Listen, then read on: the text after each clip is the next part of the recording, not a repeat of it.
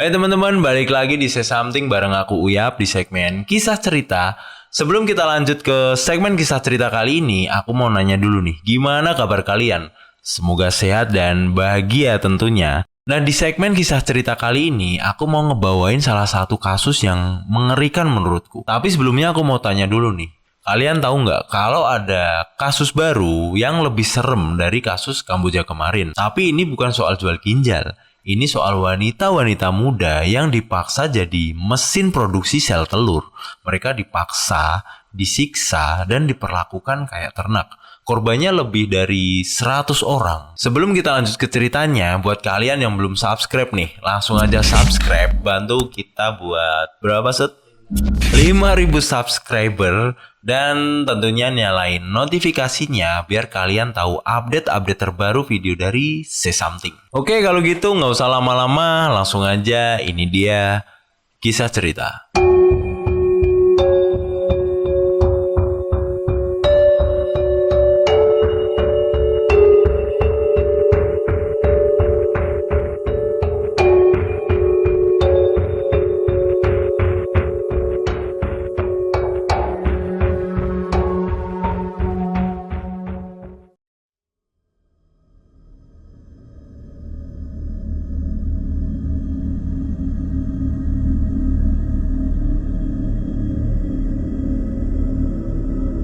Forced captivity, daily hormone injections, human eggs harvested in a factory-like setting.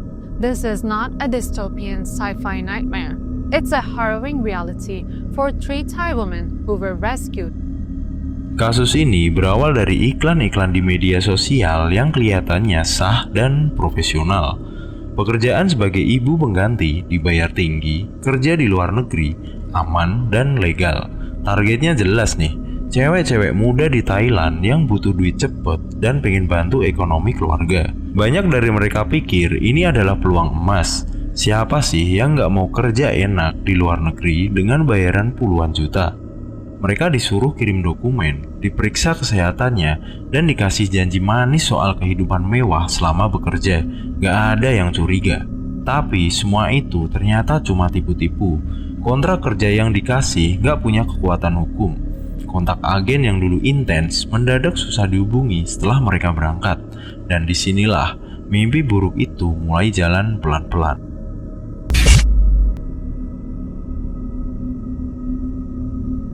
Para wanita ini dikirim ke Georgia lewat jalur muter, biasanya lewat Dubai atau Armenia.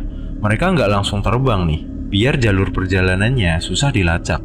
Dan begitu sampai di Georgia, semua yang mereka bawa langsung disita. Paspor, HP, identitas, semuanya hilang dari tangan mereka. Mereka dibawa nih ke satu kompleks besar yang dari luar kelihatannya mewah, tapi di dalamnya lebih mirip penjara. Ada CCTV, penjaga bersenjata, dan semua gerak-gerik mereka diawasi. Mereka nggak boleh keluar nih, nggak boleh nelpon keluarga, bahkan untuk minta bantuan pun nggak bakal bisa. Kalian kebayang nggak, niat kerja malah disekap. Mereka yang tadinya pengen bantu keluarga, sekarang malah kehilangan hak paling dasar, kebebasan.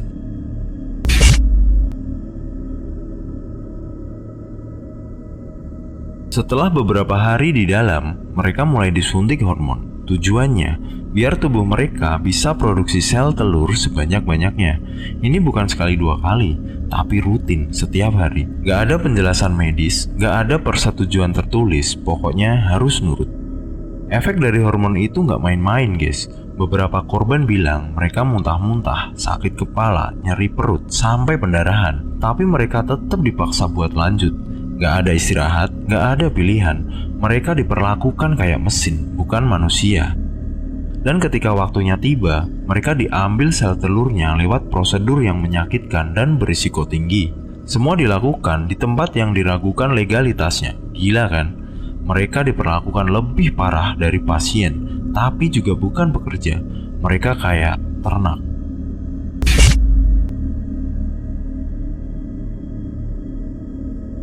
Di tempat ini mereka tinggal rame-rame.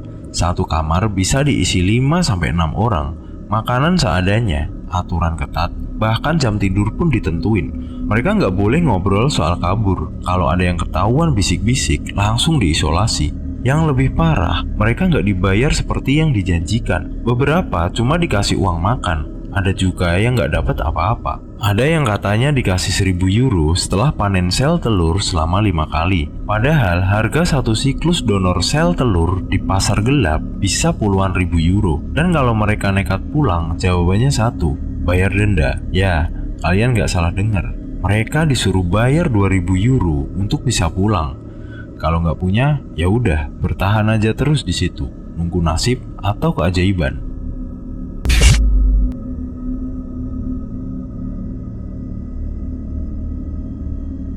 Dari ratusan korban, cuma beberapa yang berhasil kabur. 3 orang wanita nekat melarikan diri waktu ada kesempatan pas penjagaan lagi lengah. Mereka kabur sambil bawa HP curian dan langsung hubungi Pavena Foundation for Women and Children di Thailand. Begitu dapat laporan, pihak yayasan langsung gerak cepat.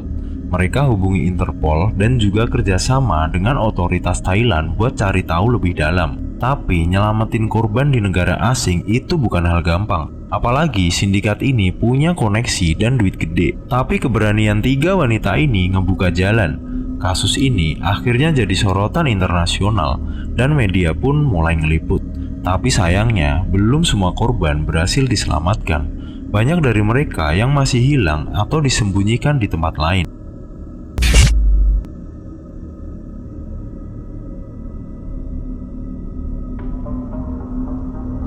Setelah ditelusuri, ternyata dalang dibalik semua ini adalah sindikat asal Tiongkok yang udah lama main di bisnis surogasi ilegal. Mereka nyari pasokan dari negara-negara Asia Tenggara yang tingkat kemiskinannya tinggi dan penegakan hukumnya lemah. Georgia dipilih karena negara itu punya regulasi surogasi yang longgar dan gampang dimanipulasi. Bahkan beberapa klinik di sana diduga kerjasama langsung dengan sindikat buat proses panen sel telur ini. Jadi, ini bukan cuma operasi liar, tapi udah terorganisir dan masif. Bayangin, tubuh manusia dijadiin ladang bisnis. Gak peduli sakitnya, risikonya, atau trauma yang mereka alami. Yang penting, sel telur dapet, duit ngalir.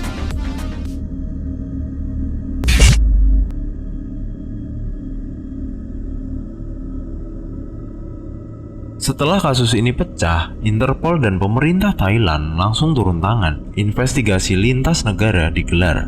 Beberapa agen perekrut di Thailand udah berhasil ditangkap. Tapi otak besar dan pihak-pihak di Georgia masih belum semuanya terungkap. Publik pun mulai bersuara.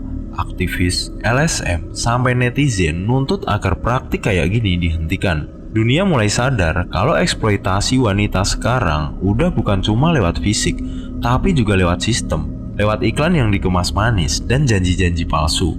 Tapi sayangnya, kasus kayak gini sering tenggelam seiring berjalannya waktu. Kalau nggak terus digaungkan, bisa-bisa mereka yang jadi korban cuma tinggal angka. Padahal di balik angka itu ada ratusan cerita luka yang belum tentu sembuh seumur hidup.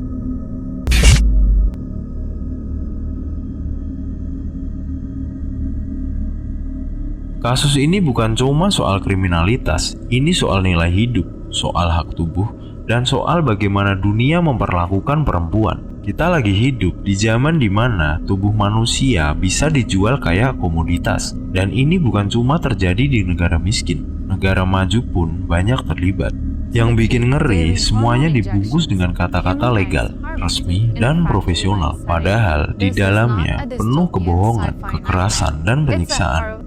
Kalian gak bakal tahu sampai kalian ngalamin sendiri, atau sampai ada yang berani buka suara kayak 3 wanita pemberani itu. Dan kita sebagai penonton, sebagai orang luar, minimal bisa ngebantu ngejaga suara mereka agar tetap hidup. Jangan sampai kasus kayak gini cuma jadi berita yang lewat doang.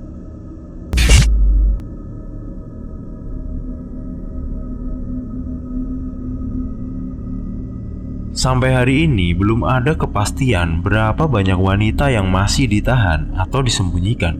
Pavena Foundation nyebut lebih dari 100 wanita udah dievakuasi, tapi jumlah pastinya masih simpang siur. Apalagi sindikat ini diduga punya jaringan di negara lain juga. Beberapa korban masih takut bersuara karena trauma dan tekanan. Ada yang pulang dengan kondisi fisik rusak, ada juga yang mengalami gangguan mental berat. pemerintah Thailand dan lembaga-lembaga sosial masih terus berusaha bantu pemulihan mereka. Tapi jelas satu hal, ini belum selesai. Masih banyak yang belum ketahuan. Dan selama itu belum terungkap, bahaya masih terus ngintai cewek-cewek lain yang juga terjebak di skema tipu-tipu kayak gini.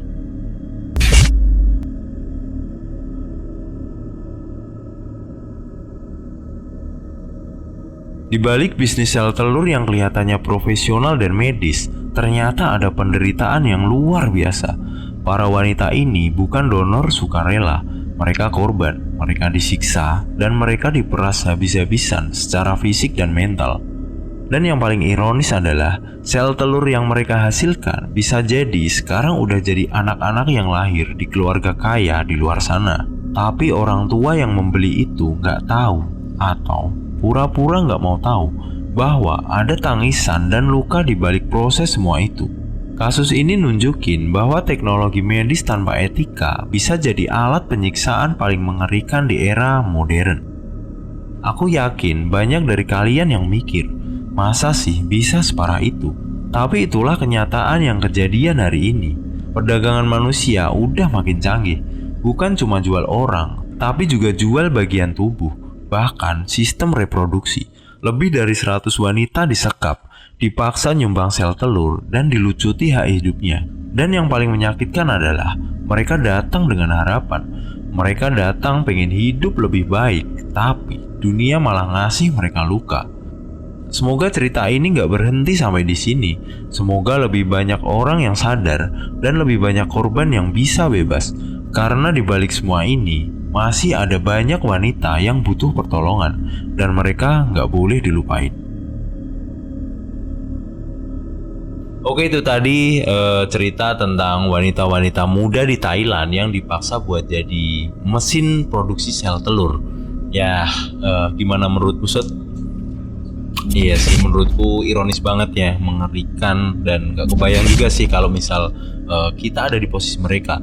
Dan aku mau ngingetin nih buat kalian, cewek-cewek nih terutama, yang lagi nyari kerja, terus tiba-tiba kalian dapet tawaran kerja di luar negeri. Aku pengen ngingetin nih buat kalian untuk ngecek legalitasnya, terus valid enggaknya nih lowongan, terus cari informasi yang sebanyak-banyaknya, karena tahu sendiri kan sekarang musimnya lowongan kerja palsu yang janji manis kerjaan gaji sekian, proses mudah, legal, profesional, dan lain-lain. Ya tetap aja sih aku pengen buat kalian cross check lowongan kerja itu ya, biar nggak kejadian, terutama buat cewek-cewek di Indonesia tentunya. Dan sekali lagi aku mau kalian buat cari berita-berita yang update hari ini maksudnya, biar kalian tahu lah, kebuka wawasannya, biar nggak kejebak seperti saudara-saudara kita yang ada di Kamboja dan negara Asia lainnya itu. Dan untuk video kali ini aku rasa udah cukup. Jangan lupa nih buat like, comment, subscribe, terus share video ini sebanyak-banyaknya. Dan kalau ada komentar ya, kalau kalian ada komentar tentang kasus ini atau ada cerita-cerita yang mirip seperti ini, kalian drop aja di kolom komentar. Atau ada ide-ide kasus apa atau mau kita bawain apa, insya Allah bakal kita bawain ya, Sud ya. Oke, mungkin segitu dulu nih. Terima kasih udah menonton video ini sampai akhir, dan jangan lupa terus dukung Say Something. Aku ucapin juga terima kasih selalu buat kalian yang udah dukung Say Something sampai detik ini, sampai sekian perjalanan yang lama, sangat panjang. Terima kasih supportnya. Tanpa kalian, iya yang jelas itu sih, tanpa kalian kita gak bisa terus jalan. Oke, itu dulu. Sampai jumpa di video segmen kisah cerita berikutnya. Via pamit, Say Something pamit. Stay safe and peace out.